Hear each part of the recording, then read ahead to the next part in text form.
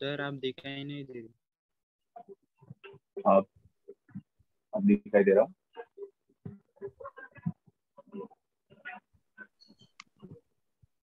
Okay, चलो। In previous lecture we have discussed about molar specific heat, right? क्योंकि molar specific heat इसलिए discuss किया था क्योंकि हमको मेयर रिलेशन समझने के लिए मोलर स्पेसिफिक हीट की जरूरत पड़ने वाली है।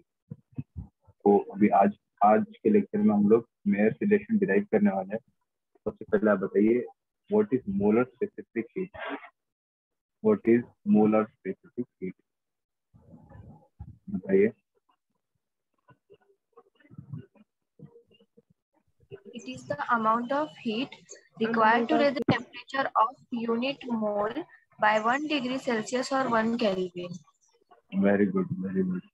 It is the amount of heat required to raise the temperature of unit mole by 1 degree Celsius or 1 Kelvin, है ना। मतलब यूनिट मोल बराबर की अगर हम लोग गैस ले लेते हैं, है ना, और उसको हीट करते हैं तो उसका टेम्परेचर राइज होगा। अगर 1 डिग्री सेल्सियस टेम्परेचर राइज होता है तो we can say it that जो हीट हमने दिए है वो हीट है specific heat, molar specific heat. थोड़ा सा हम लोग इसके बारे में डिस्कस करेंगे, then we will jump on Mayer relation. Okay, let's देखो, कंसीडर करो एक ऑब्जेक्ट है, उसका टेम्परेचर है 20 डिग्री सेल्सियस, राइट। अब इस ऑब्जेक्ट पर मैंने कोई भी हीट अप्लाई किया नहीं है, राइट। अब मैंने क्या किया, एक बर्नर लिया और बर्नर के थ्रू मैंने इसके अंदर Q amount of heat provide करना स्टार्ट किया। कंसीडर करता हूँ मैंने अभी 2 जूल्स ऑफ हीट। देखो, हीट को भी एनर्जी का यूनिट दिया जाता है। We will see that heat को एनर्जी क्यों बोला गया है। ओके, कंसीडर करो कि जो मैंने हीट दिया है वो 2 जूल्स है। इसकी वजह से इसके अंदर 20.2 डिग्री सेल्सियस के बराबर का टेम्परेचर राइज हुआ है। मैंने 4 जूल्स दिया, अब हो गया 20.4 डिग्री सेल्सियस। 10 जूल्स दिया, 21.21 डिग्री सेल्सियस, है ना। ये प्रोसेस में देखो 1 डिग्री सेल्सियस का राइज हुआ, ठीक है। 20 जूल्स देता हूँ मैं तो 22 डिग्री सेल्सियस हो गया अभी, है ना, इतना टेम्परेचर हो गया। तो I can say that if I provide 10 joules of heat, then I can rise its temperature by 1 degree Celsius. और इतने अमाउंट ऑफ हीट को ही हम बोलेंगे स्पेसिफिक हीट, राइट। तो इन दिस केस इस ऑब्जेक्ट का स्पेसिफिक हीट कितना है, 10 जूल्स। उसी तरह से अलग अलग ऑब्जेक्ट का अलग अलग स्पेसिफिक हीट होता है। मैंने कहा है कि वुड का स्पेसिफिक हीट अलग है, मेटल का स्पेसिफिक हीट अलग है, ह्यूमन बॉडी का स्पेसिफिक हीट अलग है ना। ह्यूमन बॉडी को अगर हम लोग हीट प्रोवाइड करते हैं तो बॉडी जलने लग जाती है। तो 1 डिग्री सेल्सियस से हमको अगर हीट, हमारे बॉडी का टेम्परेचर बढ़ाना है तो कितना हीट देना पड़ेगा, है ना। तो अलग अलग हमारे स्किन का अलग स्पेसिफिक हीट, तो ये कॉन्सेप्ट है स्पेसिफिक हीट, है ना।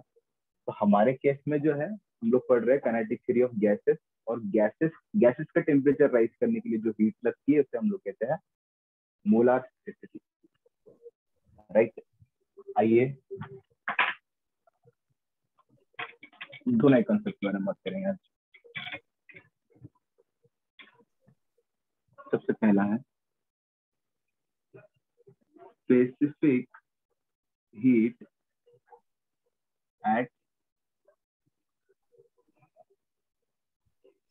at constant pressure. Specific heat at constant pressure and specific heat at constant volume. अब देखो,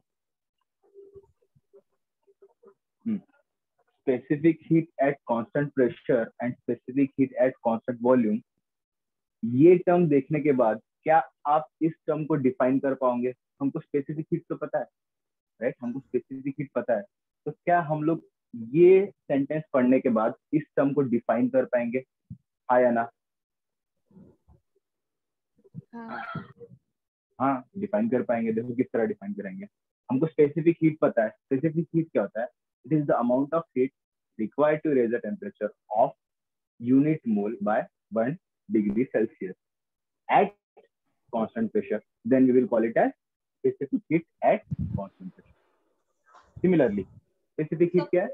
Specific heat is the heat required to raise the temperature of unit mole by 1 degree Celsius at constant volume. Then we will call it as specific heat at constant volume. Mic बंद कीजिए, किसका mic चालू है? Mic off करो। त्यामुळे 45% जास्त वयातल्या जवळपास 22 कोटी जनतेचं लसीकरण बाकी आहे. दुसरीकडे देशात 18 वर्षांपेक्षा जास्त वयातल्या संख्या 91 कोटी 18 वर्षाला देत आहे म्हणते, 15 वर्षाला देत आहे. भारतात लसीकरण 8.5 कोटी. सर आपकी आवाज ही बरोबर नहीं आ रही।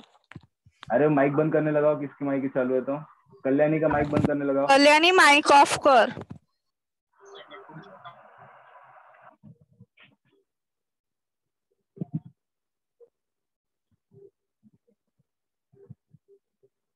ओके आप लोग माइक स्टार्ट कर दे तो कैसा आवाज आएगा? अरे सर गलती से ऑन हो गया था। ठीक है कोई बात नहीं। Specific heat at constant pressure, specific heat at constant volume, है ना? तो इसको डिनोट कैसे करेंगे हम लोग? इसको डिनोट करेंगे C suffix P, where P denotes it is at constant pressure. इसको डिनोट कैसे करेंगे? C suffix V, where V denotes it is at constant volume, right? इस तरह से डिनोट करेंगे। लेकिन हम लोग बात किसके बारे में कर रहे हैं? गैस के बारे में। इसलिए हम लोग इसको डिनोट करेंगे मोलार स्पेसिफिक हीट से। इसको भी हम लोग बोलेंगे मोलार स्पेसिफिक हीट, राइट? हमको पता था स्पेसिफिक हीट और हमको पता था मोलार स्पेसिफिक हीट और प्रिंसिपल स्पेसिफिक हीट में क्या रिलेशन है? We can say that molar specific heat is molar mass into principal specific heat, है ना? अगर सेम चीज अगर हम लोग कांस्टेंट प्रेशर पर कंसीडर करें, then we will call it as CV, molar specific heat at constant pressure will be equal to m0 times molar specific heat at principal specific heat at principal specific heat at constant volume. हम इसको ऐसे लिखेंगे। Similarly, for constant pressure, we can write it as Cp is equals to m0 into Sc. ये लिख लो, हम लोग अभी math relation पे जाएंगे। हो गया? नहीं सर रुको सर।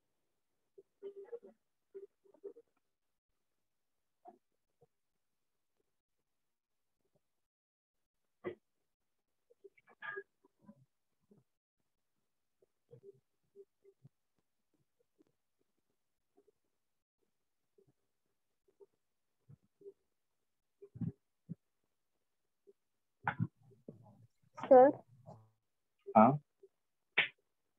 हो गया? वो फर्स्ट इसमें आपने molar specific heat constant pressure लिखा ना, तो वहाँ पे CV क्यों लिखा नीचे? नीचे CV की लिखा, देखो कांस्टेंट प्रेशर सफिक्स P, यहाँ गलती हो गई क्या? अच्छा एक मिनट रुको। प्रेशर P, ठीक है। अब बोलो क्या बोल रहे थे आप? सर वहाँ पे कांस्टेंट प्रेशर लिखा है ना फर्स्ट इसमें। नहीं नहीं, हाँ नीचे देखो फॉर्मूले पार्टीशन, में। अरे यार, हाँ हाँ, 1 मिनट रुक जाओ। हम्म,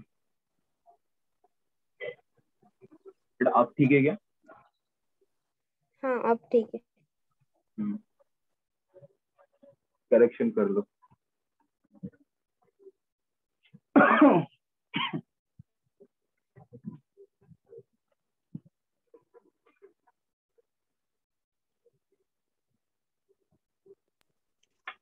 हो गया सर? हाँ। नहीं हुआ सर। स्क्रीनशॉट ले लो। इसको सर।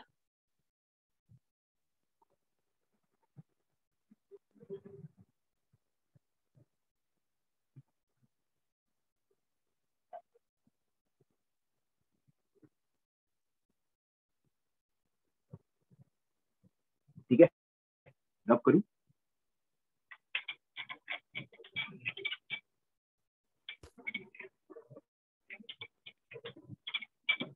देखो, हम लोग अभी डिराइव करने वाले हैं। हेडिंग डाल दो, हेडिंग डालो मेयर्स रिलेशन, हेडिंग डालो Mayer's relation. Right, Mayer's relation क्या होता है? अभी तक हमने पढ़ा है specific heat at constant volume और specific heat at constant pressure. Mayer's relation को बताता है Cp minus Cv is equals to R, where R is universal gas constant। मतलब अगर Cp को Cv से मैं माइनस कर दूं तो मुझको R यूनिवर्सल गैस कांस्टेंट की वैल्यू मिलेगी, है ना। ये हमको मेयर्स ने बताया और इसको हम लोग डेरिवेशन करने वाले हैं। आओ देखते हैं कैसे डेरिवेशन करेंगे, है ना। तो let's start the derivation. Consider करो, हम लोग क्या पढ़ रहे थे, बताता हूँ। Kinetic theory of gases, right. अब गैसेस के केस में मैं एक कंटेनर लेता हूँ जिसके अंदर मैं गैस फिल करता हूँ। लिख दो इसको केस नंबर 1। एक कंटेनर लेता हूँ या फिर एक सिलेंडर पिस्टन अरेंजमेंट लेता हूँ, उसके अंदर मैं 1 मोल बराबर का गैस भरता हूँ, राइट। इसके अंदर मैंने गैस फिल किया है 1 मोल। अब मैंने क्या किया, एक बर्नर लगा दिया और बर्नर लगाने के बाद इसके अंदर हीट जाने लग गई, heat, Q amount of heat. अब होता क्या है, जब हीट जाती है ना तो इसके अंदर की जो मॉलिक्यूल्स है, मैंने आपको बताया हीट एक काइंड ऑफ एनर्जी है, राइट। अगर हीट इसके अंदर जाती है तो इसके अंदर के मॉलिक्यूल्स हीट एक्वायर करते हैं और हीट एक्वायर करने के बाद ये इसके मॉलिक्यूल्स के अंदर कुछ ना कुछ एनर्जी आ जाती है, क्योंकि उसने हीट एक्वायर किया है ना। अब कौन सी एनर्जी आ जाएगी? वो काइनेटिक एनर्जी, राइट। और काइनेटिक एनर्जी का मतलब क्या है? Total energy. हमको पता है गैस के अंदर 2 काइंड ऑफ एनर्जी हो सकती है, पोटेंशियल और काइनेटिक। लेकिन अगर वो आइडियल गैस है तो उसके अंदर सिर्फ काइनेटिक एनर्जी होगी। इसका मतलब टोटल एनर्जी होगी उसकी काइनेटिक एनर्जी। यहाँ पर भी वही होता है, हीट प्रोवाइड करने के बाद ये हीट एक्वायर करते हैं, एनर्जी एक्वायर करते हैं और मोशन करना स्टार्ट करते हैं। काइनेटिक एनर्जी इसके अंदर डेवलप होती है। मतलब मैं इसके अंदर कर सकता हूँ, ये इसकी इंटरनल एनर्जी है ना, गैस की इंटरनल एनर्जी है। तो मैं कह सकता हूँ जैसे जैसे मैं हीट प्रोवाइड करूंगा इसके अंदर एक amount of internal energy produce होने लग जाएगी। टेक नो, ध्यान में रखो, जैसे जैसे हीट प्रोवाइड करूंगा इसके अंदर कुछ ना कुछ इंटरनल एनर्जी प्रोवाइड होने लग जाएगी। अच्छा, अब इसी वक्त मैं एक स्पेसिफिक कंडीशन अप्लाई करता हूँ। स्पेसिफिक कंडीशन ये है, एट कांस्टेंट वॉल्यूम।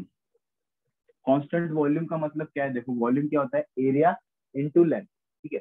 अब इसका एरिया तो इतना ही है, सर्कुलर रहेगा तो pi square area into length, और ये हो गया लेंथ, है ना। एरिया भी कांस्टेंट और लेंथ भी कांस्टेंट। इसका मतलब मैं क्या करता हूँ, यहाँ से continuous amount of pressure apply करते रहता हूँ, ताकि अगर मैं, देखो क्या होता है, गैस में जैसे ही हीट जाती है तो वो एक्सपांड होती है। तो अब इसके अंदर यहाँ पे गैस भरी है 1 मोल के बराबर।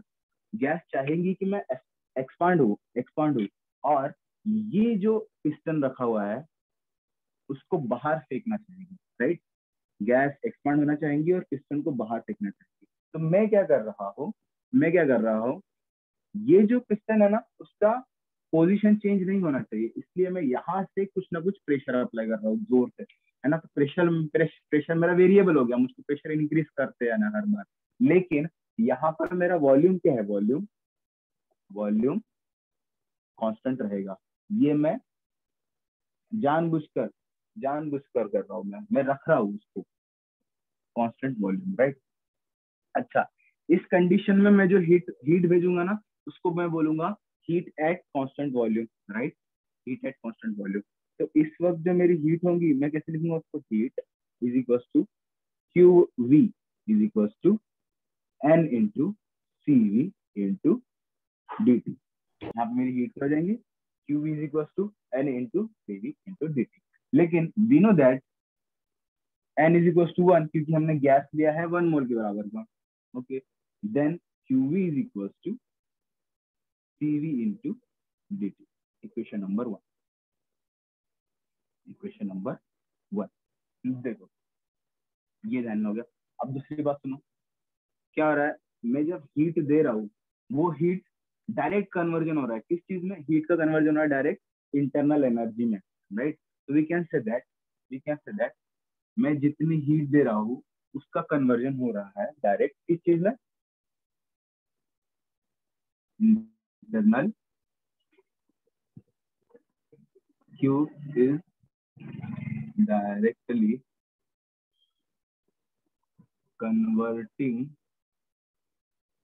into internal energy, right, internal energy. और हम लोग इंटरनल एनर्जी को जनरली ई से डिनोट करेंगे, ई से डिनोट करेंगे, राइट। अच्छा, अगर मैं स्मॉल अमाउंट ऑफ हीट दूंगा ना, स्मॉल अमाउंट ऑफ हीट, तो यहाँ पर क्यूवी की जगह डी क्यू लिखूंगा, डी क्यू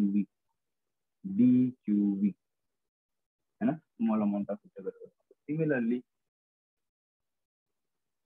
ये हो जाएगा DQ. DQ is directly converting into internal energy. I can write that DQ is equal to D, है ना। मतलब मेरा इंटरनल एनर्जी क्या हो गया, DE is equal to CV into DT. Equation number 2, ठीक है। ये हो गया केस नंबर 1। अब हम लोग केस नंबर 2 के बारे में बात करते हैं। Case number 2, same piston cylinder arrangement लेता हूं मैं।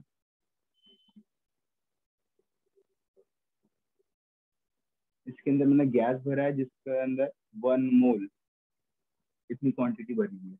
ओके, यहाँ से मैं हीट प्रोवाइड कर रहा हूँ। अब क्या हो रहा है, मैंने क्या किया, स्पेसिफिक कंडीशन अप्लाई की, कौन सी, at constant at constant pressure, right, at constant pressure. अब एट कांस्टेंट प्रेशर का मतलब क्या हो गया, यहाँ पर जो प्रेशर लग रहा है वो रहेगा कांस्टेंट, यहाँ पे जो प्रेशर लग रहा है वो रहेगा कांस्टेंट। अब यहाँ पर जो प्रेशर लग रहा था केस नंबर 1 में वो वेरिएबल था। मतलब क्या है, अगर जितना यहाँ से गैस, यहाँ पे जितना भी गैस जा रही थी, हीट जा रही थी, उसकी वजह से ये एक्सपांड होने की कोशिश कर रहा था, तो हम प्रेशर चेंज करके, प्रेशर इंक्रीज करके इसको एक्सपांड नहीं होने दे रहे, राइट। अब क्या होने वाला है, ये इसमें मैंने प्रेशर कांस्टेंट रखा, कंसीडर करो 2 बार इतना मैंने प्रेशर, या फिर 2 × 10⁵ न्यूटन पर मीटर स्क्वायर, इतना मैंने प्रेशर रखा है। तो क्या होगा, पहले हीट जाएंगी, इसके अंदर मॉलिक्यूल्स है ना, मॉलिक्यूल्स है, हीट जाएंगी, इसके अंदर की मॉलिक्यूल्स कुछ ना कुछ एनर्जी गेन करेगा। एक समय ऐसा आएगा कि एनर्जी बहुत ज्यादा हो जाएगी, यहाँ से लगने वाले प्रेशर से यहाँ का प्रेशर यहाँ से लगने वाले प्रेशर से बढ़ जाएगा, और कुछ समय बाद ये जो पिस्टन है यहाँ से dx जितना डिस्टेंस मूव कर जाएगा, कितना, dx जितना डिस्टेंस, ठीक है। अब dx जितना डिस्टेंस मूव कर लिया उसने, इसका मतलब क्या हो गया, पिस्टन ने कुछ ना कुछ वर्क डन परफॉर्म किया, राइट, कुछ ना कुछ वर्क डन परफॉर्म किया। तो मैं कह सकता हूँ मैंने जितनी एनर्जी दी है सबसे पहले वो इंटरनल एनर्जी में कन्वर्ट हुई, और फिर इंटरनल एनर्जी फुल होने के बाद एक्स्ट्रा इंटरनल एनर्जी जो होती है वो यूटिलाइज होगी पिस्टन का वर्क डन करने में, राइट। तो मैं कह सकता हूँ Q इज इक्वल टू, मैंने जो Q दिया था उसमें से कुछ अमाउंट ऑफ हीट जो है वो इंटरनल एनर्जी बढ़ाने में यूज हुई और बची कुची जो हीट है वो हमको वर्क डन करने में यूज हुई। DW का मतलब क्या है? Work done. DW का मतलब है वर्क डन, ठीक है। वी नो दैट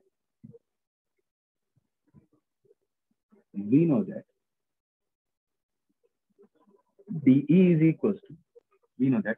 अच्छा मेरी बात सुनो, और अब देखो यहाँ पे मैं DQ लिखता हूँ, छोटा सा हीट दिया मैंने, ठीक है। अब देखो ये केस क्या है, एट कांस्टेंट प्रेशर, तो मेरी हीट क्या हो जाएंगी? Heat at constant pressure, right. Heat at constant pressure, we know that अगर मेरी हीट कांस्टेंट प्रेशर पर है तो it will be DQP is equal to NCP into DT, है ना। NCDT होता है एट कांस्टेंट प्रेशर, CP हो जाएगा, right, where CP is molar specific heat. अच्छा, we know that N is equal to 1, therefore DQP क्या हो जाएगा? CP into DT, okay. अब ये एक इक्वेशन हमको मिल चुका है, हमको पता है, इसको मैं I बोलता हूँ, हमको पता है इसको मैं इक्वेशन नंबर 3 बोलता हूँ। हमको पता है DE is equal to CV DT, right. देखो D is equal to CV DT हमने इससे पहले डिराइव कर चुके हैं, D is equal to CV DT, इसको मैं 2 बोलता हूँ। ये कहाँ से आया? From equation 2। चलो यहाँ तक लिखो, आगे बाद में बताता हूँ। गाइस आपको समझ में आ रहा है क्या? हाँ। समझ में आ रहा है? आज थोड़ी एनर्जी कम है, आपको समझ में आ रहा है ना? हाँ सर। ठीक है, नहीं समझ में आया तो तुरंत रोको और पूछो।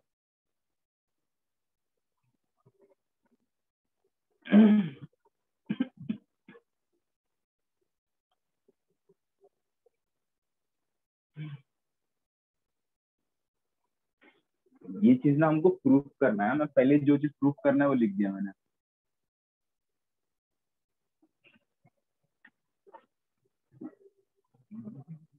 हो गया सर। बाकियों का हो गया? सर नहीं लिख सर। लो लिख लो लिख लो।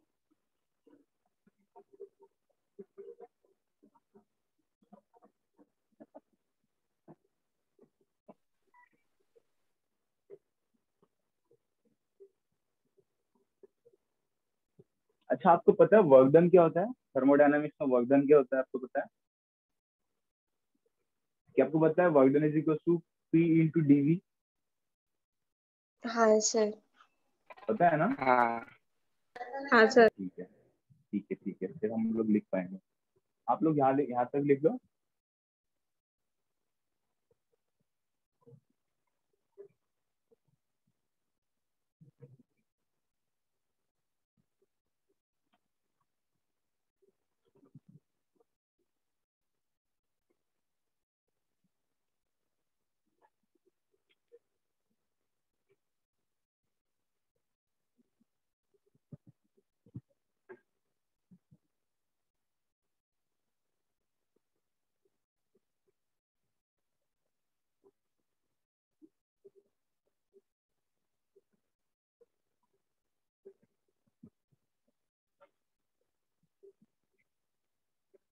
ये साइड हो गई, ये साइड हो गया। हाँ sir.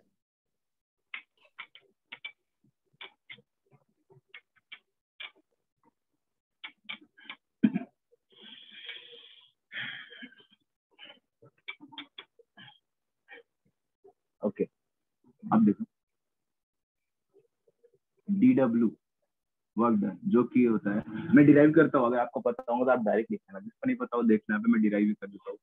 Force into displacement, right, work done by system, है ना। वर्क डन बाय, ये हमारा सिस्टम है तो वर्क डन बाय सिस्टम, यहाँ पर dx डिस्प्लेसमेंट होता है। ये हो चुका है आपका? लिख कर हो गया कि यहाँ तक? हाँ सर। का नहीं हुआ? ऐसा कोई है जिसका नहीं हुआ लिख कर? सबका हो गया मतलब। ओके देखो वर्क डन, बट देखो वर्क डन क्या होता है? Force into displacement. और हमको पता है प्रेशर क्या होता है? Force per unit area. Therefore force क्या हो गया? Pressure into area. हमारे यहाँ पे देखो फोर्स प्रेशर जो है वो कांस्टेंट है,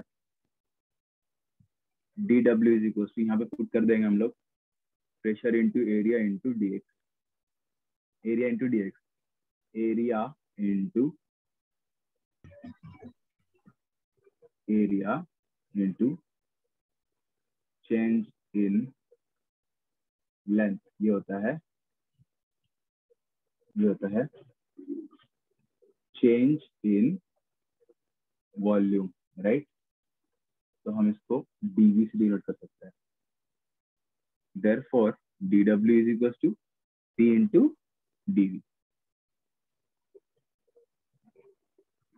है ना? p into dv। फिर ये लिखने के बाद हम लोग क्या करेंगे? Substituting equation 1 2 3 in equation 3, therefore we can say that, देखो dq की जगह क्या पुट करेंगे? cp dt। de की जगह क्या पुट करेंगे? de की जगह cv dt।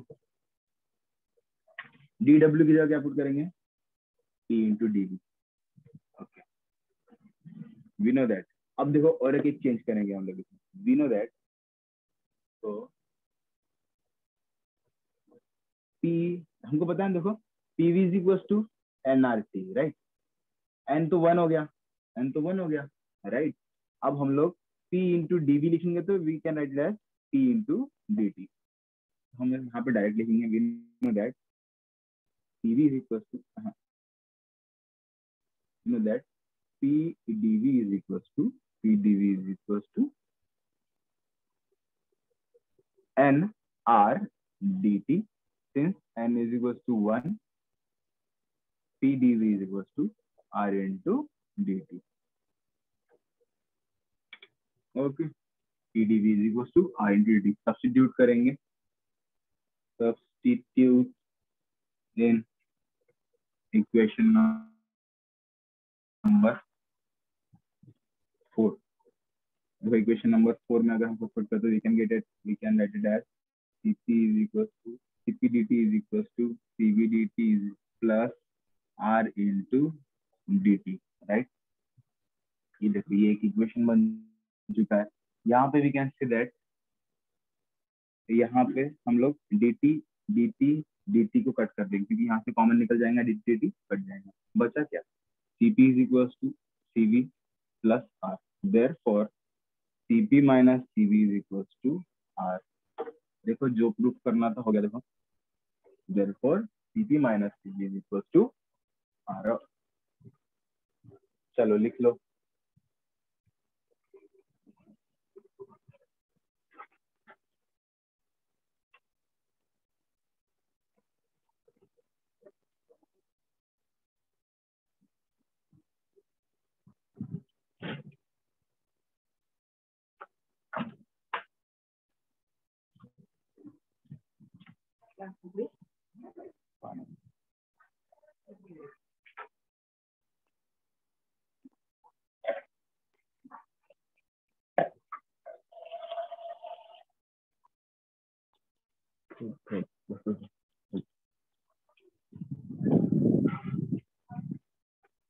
हो गया सर?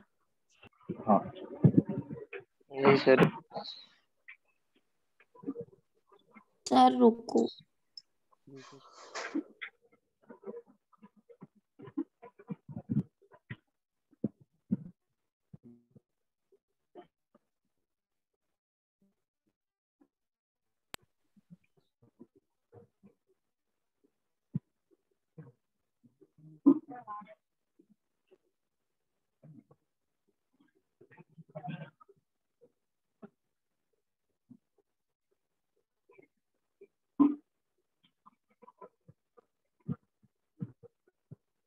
चलो लिखना छोड़ो, यहाँ देखो अभी।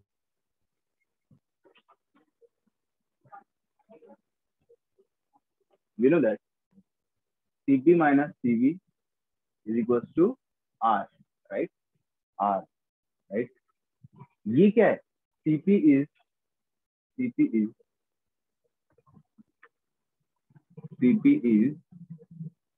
molar specific heat.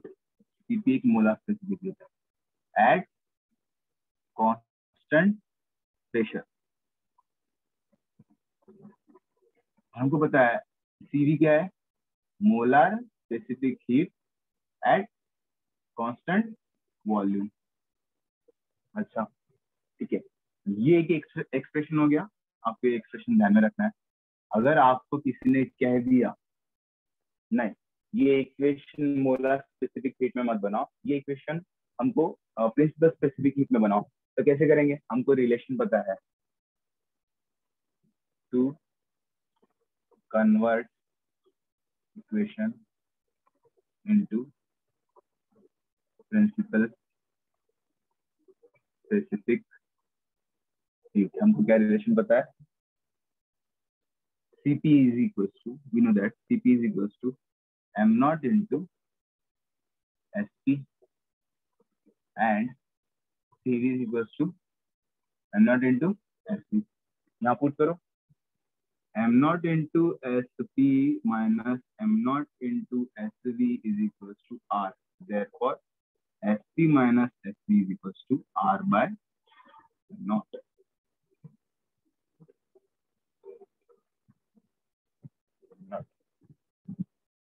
ऐसे भी लिख सकते हैं। इसका यूनिट क्या होगा? देखो यूनिट क्या होगा, what is unit of R? R के यूनिट के बराबर होगा ना।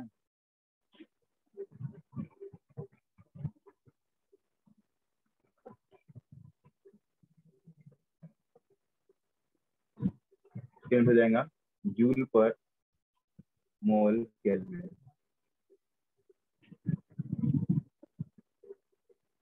ये यूनिट होता है ना, इसको हम लोग बोलते हैं, ये एक मैकेनिकल यूनिट है, ये एक मैकेनिकल यूनिट है, राइट। अगर मैं इसको थर्मल यूनिट में कन्वर्ट करना चाहता हूँ, थर्मल यूनिट, अब थर्मल यूनिट क्या होता है समझ लो। थर्मल मतलब अब जैसे थर्मल के केस में जो एनर्जी होती है, एनर्जी वो कैलोरीज में काउंट होता है। हम लोग जनरली एनर्जी को जूल्स में बता रहे हैं ना अभी तो अभी थर्मल के केस में हम लोग एनर्जी को कैलोरीज में काउंट करेंगे। और हमको अब क्या करना पड़ेगा, अगर मुझको मैकेनिकल टू थर्मल कन्वर्ट करना है तो एक तो कन्वर्जन लगाओ या फिर एक ऐसे टर्म से डिवाइड कर दो, ऐसे टर्म से डिवाइड कर दो जो इस टर्म को कैलोरीज में कन्वर्ट कर दे, है ना।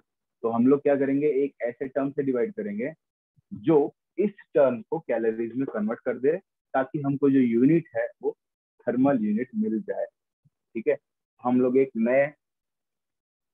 नए कंपोनेंट से डिवाइड करेंगे जो इसको थर्मल यूनिट बनाएगा। थर्मल यूनिट का मतलब कुछ नहीं है, यहाँ पे जूल की जगह कैलोरी आना चाहिए, है ना। तो सारे टर्म्स को मैं 1 कैलोरी से या फिर जूल बाय कैलोरी से डिवाइड कर दूं, जूल कट गया, ऊपर आ गया कैलोरी, है ना।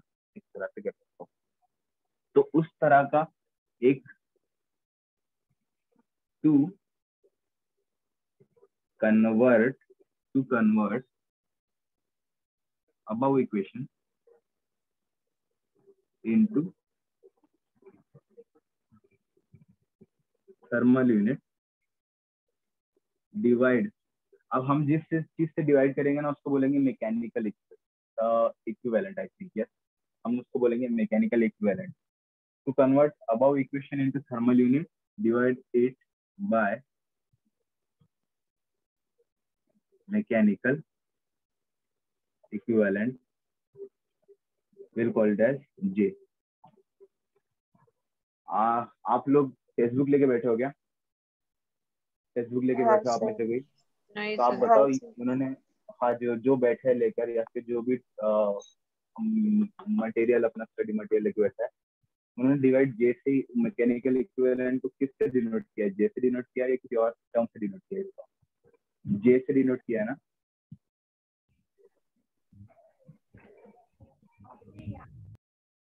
हाँ सर। हम लोग जे से डिनोट किया है, तो हम लोग भी जे से ही डिनोट करेंगे। अब इस इक्विवेलेंट मतलब समझो क्या है, समझो अभी समझो ये जूल पर मोल है ना, जूल पर मोल केल्विन है ना, मैं डिवाइड करता हूँ जे से। अब जे जे मतलब ये जूल नहीं है, एक इक्विवेलेंट है। मैं किस इक्विवेलेंट से डिवाइड करूंगा? जूल पर कैलोरी, राइट। जूल पर, तो जूल जूल कट गया, बचा क्या?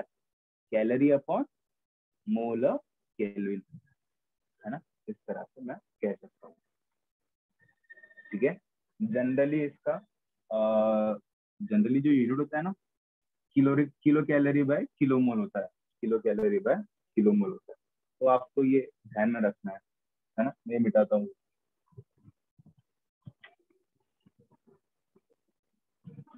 तो new equation will be SP minus SV is equals to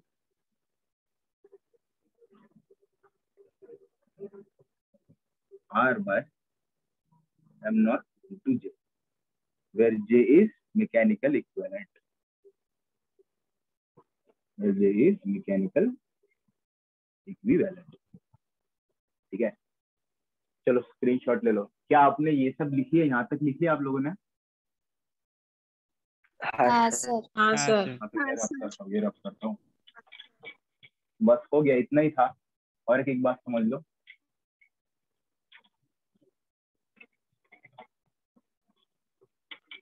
हमको रिजल्ट्स क्या मिले?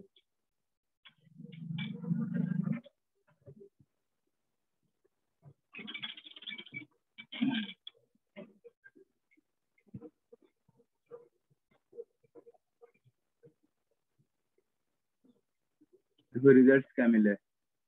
मेयर्स रिलेशन,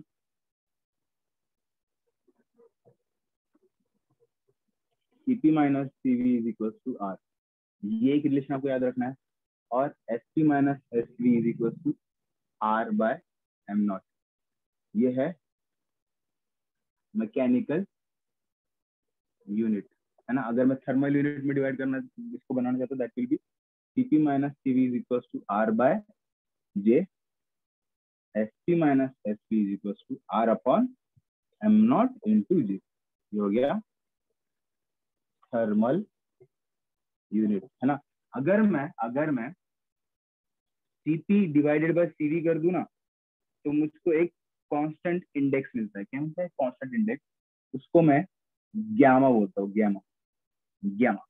और गैमा को कहा जाता है एडियाबैटिक इंडेक्स। क्या आपको एडियाबैटिक प्रोसेस पता है क्या होती है? हाँ। ना बोलो, पता है आपको एडियाबैटिक क्या होती है? Heat neither absorbed nor gain.